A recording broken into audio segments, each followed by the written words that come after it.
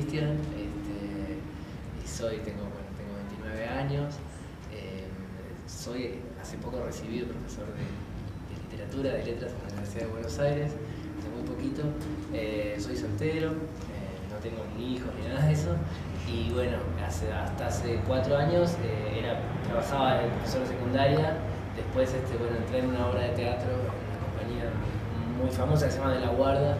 Estuve trabajando con ellos un tiempo, bueno, y ahora hago teatro básicamente, actúo, un poquito dirijo y más que nada escribo teatro y dirijo una compañía de teatro independiente con la que, digamos, generalmente estrenan obras mías, o sea, yo escribo las obras y la compañía las toma y las estrena, las hace,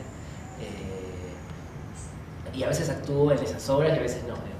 He actuado en obras mías, lo cual es un poco raro porque uno se tiene que dividir en varias partes, ¿no? Pensar como el actor, pensar como el dramaturgo, pelearse con el director como actor, pelearse como dramaturgo. En realidad a mí siempre me gustó escribir cuentos, poesías, de todo, digamos. Más que nada cuentos y poesías. Y obviamente cuando era chiquitito tuve proyectos de novelas que nunca acabé. Y empecé a escribir teatro, yo creo que era porque era la forma en que lograba que eso que yo escribía se viera, se leyera, digamos, como novelista o como cuentista era difícil que gente me lea, que mucha gente me lea, mucha gente, digamos. Entonces yo dije, bueno, ¿cuál es la manera? No lo dije conscientemente, sino que se me ocurrió, ¿cuál es la manera de poder llegar a mucha gente? Que mucha gente sepa lo que yo escribo y bueno, se me ocurrió que era a través del teatro. Estábamos haciendo un espectáculo que era un espectáculo en donde había una nena en escena que leía un libro y donde había 7 actores varones, ¿no? O sea, el espectáculo era una historia de piratas y eran los varones y la nena que leía en escena. Y esta nena era muy chiquitita, o sea, era una chica grande, daba 21 años, era de 21 años, pero daba muy chiquitita. Y teníamos un actor muy alto. Entonces yo dije, hay que hacerlo con esos dos actores, con el alto gigante y con esta nena. Y ahí surgió la idea de hacer una obra, y a mí me gustaba mucho la idea de una nena que tenga un monstruo bajo su cama, ¿no? Entonces, de a poco, bueno, se empezó a gestar, después me olvidé, digamos, de los actores, empecé a pensar en la obra, pasó mucho tiempo y empecé a, digamos, lo siguiente que pasó fue que cuando empecé a pensar en la obra, en un primer momento la nena era una nena buena, era una nena que tenía un monstruo bajo su cama, pero que bueno, trataba de educarlo al monstruo. Y después empecé a pensar que no, que esta nena no tenía que ser buena, que era mucho más interesante si la nena, digamos, era una nena mala, realmente, era una nena que no quería, digamos, portarse bien. Y bueno, de a poco empezó a aparecer el personaje, ¿no es cierto? Y bueno, pasó eso mágico que pasa cuando de repente el personaje ya te dice solo lo que tiene, ¿no? Te va contando solo su historia del personaje.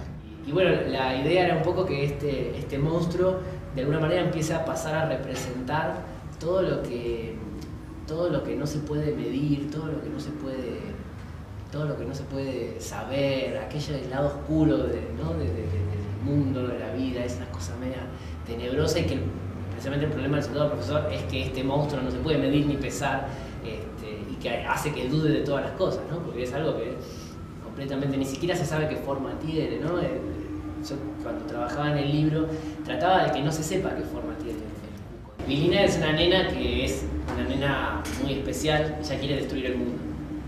O sea, y ella lo único que piensa es en destruir el mundo. No le importa si ella se destruye con el mundo también, porque ella ni se puso a pensar, ella quiere destruir el mundo, entonces tiene una especie de laboratorio en su casa, tiene murciélagos en el cielo raso, que a ella le encanta tener esos murciélagos, tiene una tarántula que aprendió a escribir en braille, entonces ella lee lo que escribe la tarántula, y bueno, tiene todo un montón de cosas en su habitación, que obviamente son el horror de su tía mamá, que es este personaje que es la tía mamá, hasta que un día de repente Vilina descubre que abajo de su cama, vive el cuco.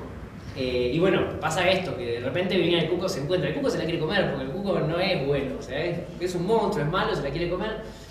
Vilina logra escabullirse de la situación, hay una escena de lío en la habitación hasta que de repente se le cae una cajita musical donde había una bailarina decapitada y el cuco como que queda hipnotizado por esa bailarina. Y ahí Vilina se le ocurre que de repente puede domesticar al cuco y hacerlo servir a sus propios planes, ¿no? Entonces bueno, ahí empieza hace que el cuco se coma a todos los que, digamos, la rodean, a la amiga charlatana, a los nenes gritones, y un poco el final del cuento es que el cuco se escapa por la ventana y que Vilina se queda sola, sin ese cuco que ella, sin esos planes de destrucción del mundo. Para mí ese es el momento en que Vilina de repente crece, ¿no? Es como un momento en que ella de repente se encuentra con la realidad de que ella tiene que crecer. O sea, que hasta ese momento Vilina era una nena y en ese momento de repente ya no es más una nena. Lo que para mí significa la obra es como esto, ¿no? O sea, por un lado está este mundo que a veces parece enredarnos en estos juegos de miedo, de así no se puede vivir, no sé, como decirlo ahora, de miedos, de quedarte en tu casa encerrado, de no salgas, de no hagas esto, de no hagas lo otro. Y está el otro mundo, ¿no? De la fantasía, el de escaparse, ¿no? O sea, y acá uno puede pensar en todos los escapes posibles. Pero fundamentalmente me gustaría que la disfruten, que se diviertan, que inventen nuevos planes para destruir el mundo, nuevos monstruos. A mí me tocó viajar con un espectáculo de teatro a Moscú, a Rusia, en pleno invierno. Hacía muchísimo frío. Yo no tenía notebook, computadora, digamos, o sea que no tenía, por ejemplo, para escuchar mis DVDs o para ver películas en castellano, o sea, tenía la televisión que era en ruso. Entonces, realmente el primer mes era re interesante porque era conocer Moscú y todo, pero ya el segundo mes que estuve ahí ya no sabía qué hacer. Era además Moscú a las 4 de la tarde de noche, así que dije, bueno, me pongo a escribir y tenía este cuadernito que me habían regalado y con esto, bueno, aquí empecé a escribir Vilina. Obviamente hoy lo leo esto y nada que ver con lo que fue después, fue avanzando muchísimo. Y dice, y eso fue todo.